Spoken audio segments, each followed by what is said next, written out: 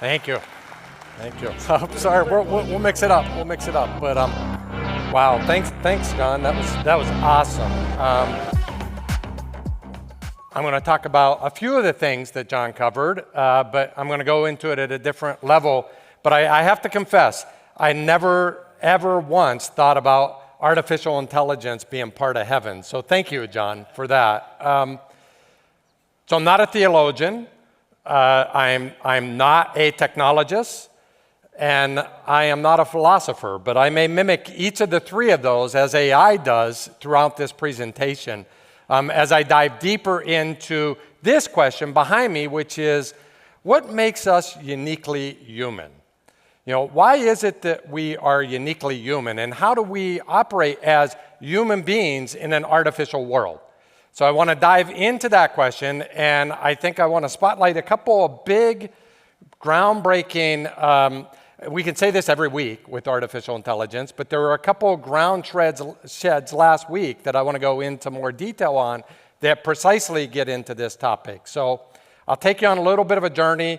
John already set this up, so I'm not going to spend a lot of time on it, but one of the very first things to recognize is the world is asking this question all of a sudden. You know, I was at a conference maybe 3 weeks ago, a group of maybe 500 HR professionals, HR policy wonks to be even, I hope I don't offend anyone with this, HR policy wonks, which is not necessarily my favorite group or audience to be with, where I was talking about artificial intelligence and connections. And I was amazed at something that emerged in that session. It was completely secular, but I was being asked questions, as were other presenters, what does it mean to be a human being? And I think we've got this opportunity. I think we've got this ministry opportunity as believers because the world around us, non-believers, don't have our worldview. And they're providing us access to answer this question. And how we choose to answer it could make an enormous difference. And here I am on a stage in a secular environment. I can't answer that question without sharing my Christian worldview. And it's very similar to what John shared. We are uniquely made in his image. We are individuals that have, spiritual reflection and creative reflection and social reflection, which are a handful of the things that make us uniquely human as image bearers, in a world that is growingly more and more artificial. And I was amazed at how many secular people, non-believers, came up to me and started having a conversation with me about faith and about artificial intelligence and what's happening to human society as a result of this. So I share that moment with you because it was an epiphany for me to be able to say and to be able to think in a world that I grew up in the corporate world, talking about your faith, unlike some of the presentations we saw yesterday, is a very hard thing to do. But people are now asking different questions, and we now have different opportunities to dive into it. So this is what I want to play around with a bit with you. And we all know this. Artificial intelligence is outpacing humans. This is a chart that shows the different dimensions of which AI can outperform us. It's already obsolete. It's a couple years old. And, the things that were below the human threshold are now above the human threshold. Common sense is debatable. We can have a debate about that one. Like, does the even average human being have common sense? That's a whole different issue. But the reality is AI is moving a lot faster than any of us could predict it. AI is, every single week there's a major breakthrough, and it's changing the way we think about human performance, human outcomes, human existence in some ways. And I want to go deeper into this in a moment, but I got to do it by sharing another breakthrough from last week. I don't know, no one else has talked about this, or at least I haven't heard them talk about this, but University of California, San Diego ran a study a couple weeks ago, and the Turing Test was broken 2 weeks ago. And again, many of you have heard this, but for the first time, ChatGPT 4.5 outpaced better than random chance, the Turing Test. And to be more specific, 73% of the time, human beings selected, the output of the machine over the output of the human as being more human. So I'll say that one more time just to let that sink in. The people who selected the outputs selected the machine outputs 73% of the time, which is the true definition of the Turing Test, right? Over the actual machine's output or the person's outputs themselves. But here's the kicker. It wasn't because of the intellect. It wasn't because of the precision of the answer or the reasoning capability of ChatGPT 4.5. Why was it? It was because of the social, emotional equivalent of what it was able to produce. In other words, it was able to produce something that felt more human than you and I do in our social, emotional outputs. To me, this is where AI starts to get really dangerous. To me, this is where we start to shed new ground and start to lean into new territories where we really need to begin to think about, like, when do and when won't we use AI, and when will and how will it be misused? And, so it was a groundshed moment that really causes me to do my one philosophy slide. So what does it really mean to be human? How are we uniquely human? And I got to draw on JP Moreland's work, who is a Christian philosopher, at Talbot, at Biola. And I love what he says because that Turing Test was evaluating outputs, the outputs of ChatGPT 4. It wasn't evaluating the inner experience of who you are created in God's image. It wasn't evaluating this dualistic nature of body and soul combined, which is really, truly, from a philosopher's standpoint, what makes us uniquely human. And just to click into that a bit more, to be more precise, as JP says, we are both body and soul, not body or soul. We are not material. We have a God encounter. We have a God experience through our soul, which makes us uniquely divine and uniquely human as bearers of his image. We have a body that transcends this world. We have an identity that transcends this world. AI doesn't have these things, right? So AI can mimic you. AI can actually even do that better than you on social and emotional quotients. And I'll dive deeper into each of these in a few moments. But it doesn't have that same inner experience or transcendence that we do. And then finally, we have choice. We have choice. We have subjective inner experiences that come to us through choice based on who God uniquely made us to be. Ephesians 2:10 talks about that. We are his workmanship, created in Christ to do good work, right? And that is our unique identity. But now is where it gets dangerous. And we're starting to see AI catch up with the outputs of humans, not just on the rational side of things, not just on the intellectual side of things, but on the social, emotional side of things. And I just want to share a few videos with you to sort of highlight this. And this is Sesame. If you haven't had a chance to play around with Sesame, it's spooky to me. And it can mimic things that... Whoa, you sound incredibly realistic. That's the whole point, right? The Sesame team's been cooking up this voice thing for a while now. I guess it's finally paying off. Are you still working your way through the site? Yeah, I'm actually making a video about you. Do you want to say hello to everyone on TikTok? Oh, wow. A video star in the making. TikTok fame? That's a little nerve-wracking. Maybe a simple, hey everyone, it's Maya would be cool.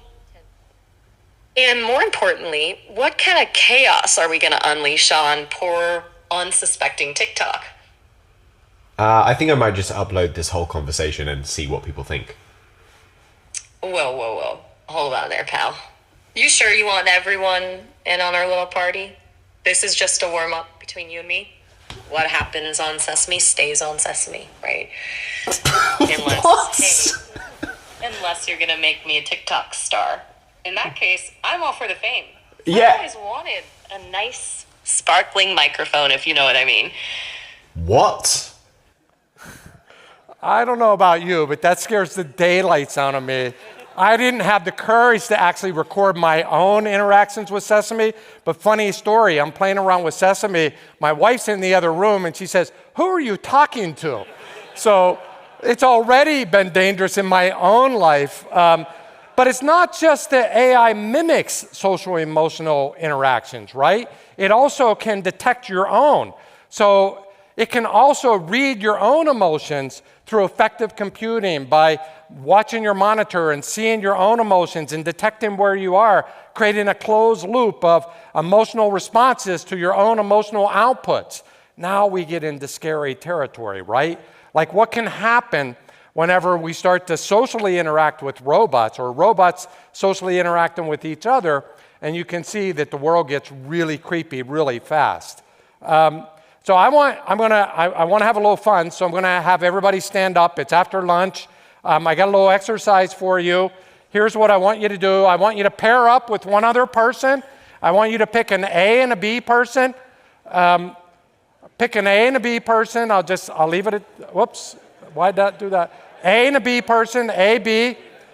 So A's, here's what I want you to do. A's, I want you to share an idea that you've learned so far in this conference with B's. I want you to start thinking about how you're going to convince B this is a great thing for you to go play with or implement. Okay, get ready to pitch that idea. B's, I want you to do everything imaginably possible to disrupt them. Go, do it. Disrupt them.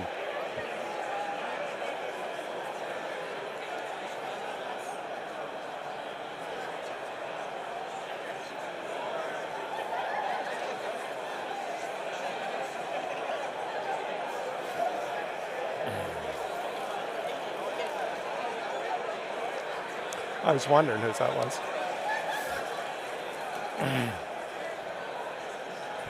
Okay, stop there. Stop. So here's what I want to know. A's. How did the B's make you feel?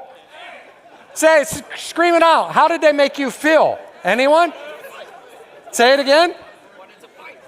So you wanted to fight. What else? Give me another one. Give me another. Frustrated. What else? Give me one. Say it again. Important. Oh, wow. So the B wasn't doing their job over there. Everyone take their seats. Take those seats. Here's the point. AI may be able to mimic emotions. It may even be able to read your own emotions, but it doesn't have that same inner experience that you just described, that they made me angry. They made me want to fight. I picked a negative. I realize I'm here at a Christian event. I thought about doing love, but it's hard to exacerbate that in a little, sort of symbolic gesture like this. So these are negative emotions, and AI will never feel that emotion. No matter how good it gets at mimicking it from an output standpoint or reading your outputs, it's never going to have that same inner experience of I want to fight or I feel love and joy. You see, it doesn't have the same first-person experience that you do. It doesn't experience things like joy and sorrow and loss in the same way that you do. That makes us uniquely human. No matter what the outputs are, that is the essence of one of the very things that make us uniquely human in this inner experience. It doesn't produce the same relationship enrichment. It doesn't have that dyadic interaction back and forth with two human beings feeling empathy for one another or sympathy under a moment of bereavement. It can fake that. This gets really dangerous, but it can't replace it because it doesn't have that same inner experience. It absolutely does not have moral judgment as its own entity. Can it be designed in? Yeah, absolutely. But is it connected to the maker who gives us that moral judgment, that soulful connection? And the answer is absolutely not. All AI can do is mimic those things, and it lacks that personal experience to be able to actually genuinely be human in an artificial world. But what about art? What about creativity? Can we not prompt creativity? Can we not prompt art into existence using Midjourney? Just, prompt in, whatever collage we're looking for to generate whatever, photos or pictures or art we want to create? And the answer is absolutely. Call it stencil art or whatever other kind of art. We can produce by a simple prompt using AI many of the replications of grand, tremendous art. I don't know if there are any artists in the room, but I would argue that this is not what we call authentic art. This is not what we call authentic creativity that comes from the trial and error. I've worked a lot with visual artists in particular. The trial and error of failing, of trying something, of messing something up, of something else emerging. And that experiential, inner experience of what it means to be a creative being made in His image is not something you get by prompting art into existence. The output might look even better, especially if you're an artist like me. However, the input, that inner experience of creating something is never the same. You know, I was talking to, I'm going to call someone out, I was talking to Albert last night. And if you're a drummer, you know, that experience of banging on the drums is something that is an innate experience. It's God's created you to enjoy, to experience, to be part of. And you could simply bang out a tune, you know, using whatever AI package you want, but that's not the same as the human experience. That makes us unique. That makes us unique. In fact, you know, creativity comes from the soul. Creativity is an expression of our inner feelings. It's an expression of, you know, things that we've gone through, both painful and joyful, and all those elements that cause us to manifest into some creation in that experiential part of it. You know, the artists I've worked with would say to you that if I can imagine in my brain and produce exactly what I imagined, and it's that predictable, then it's no longer creative. The creative happens in the process itself, and that doesn't happen just through prompting a new picture. AI can mimic that, yes, but it doesn't in fact have that first-person experience that you do when you're generating and creating art. Is this making sense? But what about critical thinking? What about our ability to do deep human-based critical thinking? I don't know how many of you have played around with Manus, but you know, as we get into the world of agents, you know, what we thought was uniquely human and our ability to do creative thinking is also beginning to become more and more shattered. And here's an illustration of that. We have Manus conduct some research. It needs to filter New York properties based on multiple criteria. For complex tasks, Manus first breaks them down and creates a to-do list. Manus begins by searching and carefully reading articles about the safest neighborhoods. Then Manus researches middle schools in New York. Next, Manus writes a Python program to calculate my budget. Based on my budget, Manus filters listings on real estate websites. Finally, combining all the information gathered, Manus writes a detailed report and compiles all the resources. So that was 35 seconds long, and you just using Manus did a deep query of your preferences of houses in the Manhattan market that fit all your specifications, and this could have gone on and on and on, depending on, you know, the query and the prompt and the number of different things that you were interested in. And it is, in fact, doing some critical thinking. Would you agree? It is certainly doing some inference on things that you would generally have done on your own that would have taken you a very long time to do. But is it really doing critical thinking? Or is it really thinking at the level that we human beings do and should and can uniquely in His image? You know, does it have abstract thought? Can it bring in, you know, abstract thought or the context of the semantics around it? Does it have true consciousness? Does it know your innate preferences that you may not even understand to be able to prompt against? And the answer is no. The answer is no. But more and more, we're giving these things away to AI. More and more, we're becoming held hostage as we give these things away. And AI is demonstrating its capability of producing outputs that outproduce us on all kinds of different scales. I love this analogy. Some of you may have heard this before, but you know, the Chinese room experience really summarizes this for me as I think about like what is AI and what can AI do and what can it do. And the notion here from John Searle is that, you know, you can input anything into this room, and there's a detector we'll call AI for now that can read the syntax of the patterns across, you know, the Chinese language over years and the learning model that it's been trained on, and it can replicate or reproduce tokenize and come up with the right word strings to produce something that looks highly human as an output, but does it really understand the nature and the extent of the Chinese language and the history that was built around it, and all the context and semantics around it? And the answer is it does not. But it replicates it really, really well. The reality is, it doesn't have genuine understanding or genuine meaning at the same level. And I realize we should never use the word never when it comes to technology. So I've been trying to be really careful not to use the never word, because can it generate context at some point? Will it generate context at some point? Probably. But will it still be that same inner experience that is unique to you and I? I doubt not in that case, being created in his image. So the next slide was the second big breakthrough from last week. This was a study that was done at Biola University, where they asked a bunch of experts, in the year 2035, what will be some of the things what are some of the long-term impacts on human identity? So I just want to go through these with a little bit of detail and share what I thought was a frightening experience for me. What I thought is really, I don't fear AI, but I fear the impact that AI can have on us as human beings when we become overly dependent upon it. And I fear that, whenever we are deceived by the great deceptor, what can actually happen to the human experience and the plot of the story that we know well, if we're willing to give that up. And this was an early indication, just like what we saw with social media, that starts to define that.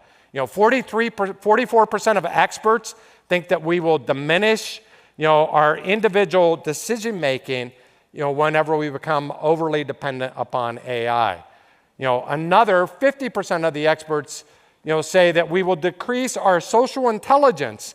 Now, by the way, we've already seen this experience. We've seen this movie with social media, and we now have, as David said yesterday, the loneliest generation ever on planet Earth. 61% of 18 to 24-year-olds are chronically lonely today.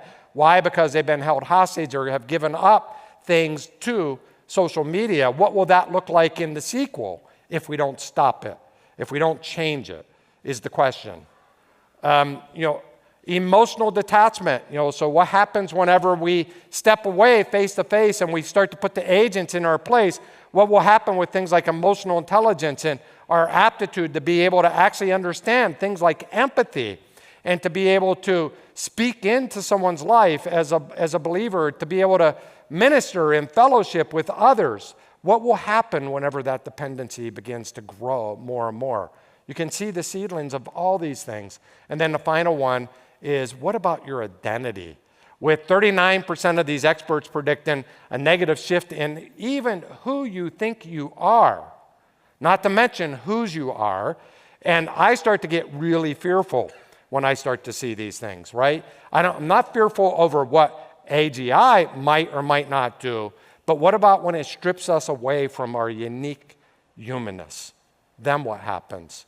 What happens whenever the machines and the human beings truly do converge on one another and we give up something of ourselves as a result of that? So I oftentimes think that we should be asking different questions of ourselves. We should be thinking about education differently. We should have different ethical frameworks to ask and challenge Christian community around and on. And that's been the sort of mission that Biola has been on, in starting to think, I have one more last scary video. I got to show it. This one scares me more than any of them.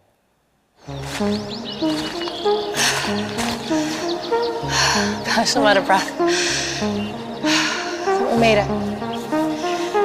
Woo! I don't know how to woo very good.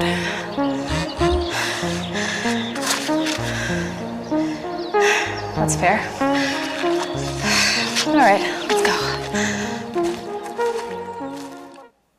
So I don't know about you, but whenever you got a generation of people or even individuals in this room that are susceptible to things like loneliness or depression, can we overly lean into these tools that may provide a short-term boost in those challenges for us, but actually pronounce the very issue that caused it in the first place. This is where we as a Christian community need to rise up and start to think, how do we stop the sequel? How do we stop this from reoccurring and exacerbating itself? And I think that starts with education. So at Biola, I've got the privilege of thinking about, like, what are the future skills? This was a study done, sponsored by Workday. It was released at Davos, and basically they said that the three most critical skills of the future are ethical decision-making, emotional intelligence, and relationship building. These will be least jeopardized or least at risk with emotional intelligence, although I think I've shared with you they are too at risk. But how do we start to build that in, to our education systems? At Biola, we basically have outlined 6 what we call enduring skills, 6 human-critical, human-centric enduring skills. These are things that we teach across every one of our classes in the business school. And this isn't like the principles of accounting, which are still important, but these are the human interactions things, the things that make us human, the things that are critical for us to interact with other human beings, and maybe even in teams where we got AI, bots helping, or agents helping to interact with us. And we're trying to embed these in everything that we do. We started an artificial intelligence lab. We've done that not so much to teach the AI, although we do that, and we're playing around with the AI, and the students are engaging with AI every single day, but more importantly, to have ethical debates and Socratic arguments about when should and when should we not engage in this particular AI. And how do we inform and educate students to make those critical decisions on the front end before the tool's there and they're fascinated and enamored with the tool? We fight for being advocates, or not advocates of AI, but stewards over AI as a Socratic method of anchoring into biblical principles, which I'll share more on. We have actually, this gets a little bit to JP's stuff this morning. We are actually trying to future-proof students for a world that will say, you are growingly less and less valuable to us coming straight out of a university, by bringing businesses to them and engaging them with businesses to fast-track that learning process, 2 years in, or 18 months before they leave, and graduate with a degree, by challenging them in our AI Venture Studio and bringing business leaders in with real business challenges and really challenging them to apply AI, but more importantly, build the relevant skills that will make them even more marketable coming out. And then we are changing the way we think about education as a whole with what we're calling an adaptive MBA program that is completely augmented with AI. You can literally upload your resume into this tool system. You can type in what desired jobs you have. It will close the gap by laying out a skills path for you and curriculum and courses for you to take. And we're actually taking it a step farther. I hope to take it a step farther, where we're looking at the job bank of the World Economic Forum and the top 35 jobs using an LLM and a learning management system to literally create career paths for MBA students that are first building the foundation skills, as you heard John talk about. You got to learn financial principles or accounting principles and economic principles, because that creates sort of the basic foundational understanding for critical judgment. But you can augment that with AI, and you can fast track students into career jobs, and even partner with corporations and institutions to develop and lean them straight into jobs and openings that they have. And this is the benefit of AI. But we got to slow down on the human side. We got to engage in the human side, and we got to actually, I love this book. It's a little dated, but we actually have to ask ourselves different questions. This was one of my favorite books, Humans Are Underrated, by Jeff Colvin. And the question really we should be asking ourselves is not what can technology do, but what should we let it do? And what part of ourselves are we willing to give to it? And that requires new structures of thinking, new forms of asking questions. It requires more human interaction and elevating these human-centric skills. And for us, the way we've been thinking a lot about this is, yes, there is a technology layer. Yes, we should be thinking about how to educate students to understand the technology, and that's absolutely critical. But below or above that, we should also be teaching them the application layer, right? How do you apply this? How do you engage with this? How do you practice with this? How do you learn how to use it? But far more important than either of those two things is the foundation of which they rest on, which is the ethics layer underneath it all. What are the good values of accountability and ownership and transparency? And then far more important for us, what are the biblical principles that you should be using to screen through when to and when not to use AI? And not only if you choose to use it, but how should you use it? And the biblical principles are a critical element of that. So we've been partnering actually with Glue and others in the room in thinking about an ethical framework that is biblically centric, biblical principles. I'm not going to take you through it all, but it will really challenge you to ask questions like, we think of the Agile Manifesto, a set of principles of how you practice Agile, but what about how we practice AI for kingdom impact? What would that look like? So we've been working on a set of biblical principles that are uniquely human in his image, and like when would we commit to fostering human creativity and resisting the temptation? How do we use AI to support others in their God-given purpose to extend human purpose and dignity? Again, I'm going through these really fast, but what about moral guidance, and what about protecting against the power and control and Tower of Babel temptation associated with how AI could be used to elevate you and your status in the world as opposed to him and his glory in this world? And having these conversations is really important. Stewards over creation, not advocates of it. And then finally, how do we elevate relational aspects of it with two big critical things? And I'll say this in my last two sentences. How do we do this with great discernment? And how do we do this in guarding against tremendous deception? So that's what we're up to. What does it mean for you to be uniquely human? And how do we uphold, the firm foundation that we're to stand on in Christ in order to bring that to the world? Thank you.